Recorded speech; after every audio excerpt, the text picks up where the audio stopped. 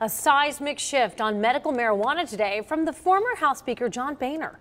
A former opponent of the drug joined the board of a cannabis business. 9 on your side's Tom McKee is here with the reason for his change of heart. Tom. Well, Tanya, John Boehner once said he was unalterably opposed to decriminalizing marijuana laws, but his role as Acreage Holdings now is seen as an effort to roll back federal regulations on the drug. That would allow research to use it as a treatment option in the fight against opioid addiction.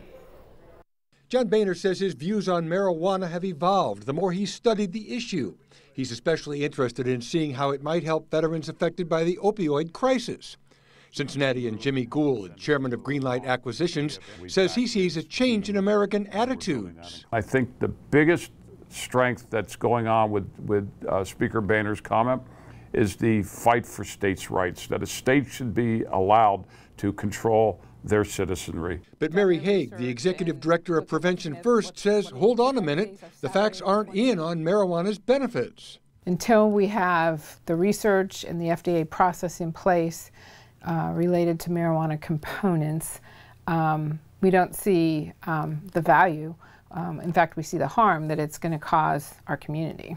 Gould says the prohibition movement is still alive, but members are starting to soften on the issue because they see too much anecdotal evidence they don't need to wait for FDA approval. When you have friends and family members that have died from cancer, and this has actually made their life better toward the end, you're going to have a different attitude. That's where Haig draws the line. She says the federal government testing would provide answers and direction on all of the key issues. What is the amounts? What is the dosage, if you will? What's the frequency? What's the best route of administration? All of those components that we look for any medicine.